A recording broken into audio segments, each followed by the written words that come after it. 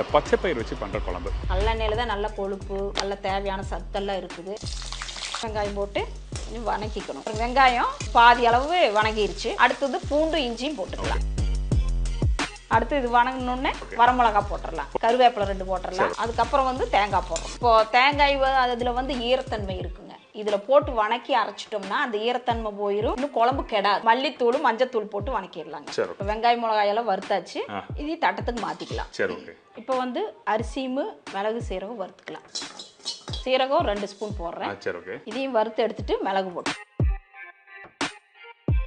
இந்த பட்டை கிராம்பு சோம்பெல்லாம் போடும்போது ஒரு கறி குழம்பு வாசம் வரும். முளைக்கட்டின பச்சை பயிர் போடலாம். இப்போ வந்து அது கொஞ்சம் ஒரு கையை எடுத்து போட்டு ஆட்டணும் போது அந்த குழம்புலையுமே அந்த முளைக்கட்டின பயிர் அந்த டேஸ்ட் இருக்குங்க. சின்ன வெங்காயம் தக்காளி எல்லாமே அப்பப்போ வறுத்து அரைச்சி போட்டு குழம்பு வச்சோம்னா தான் அந்த மணமும் சுவையும் நிறைய நல்லா இருக்கும். அந்த குழம்போடைய அந்த ருசித்தன்மையே தனியாக தெரியும். சின்ன வெங்காயம் கொஞ்சம் வதங்கணும்.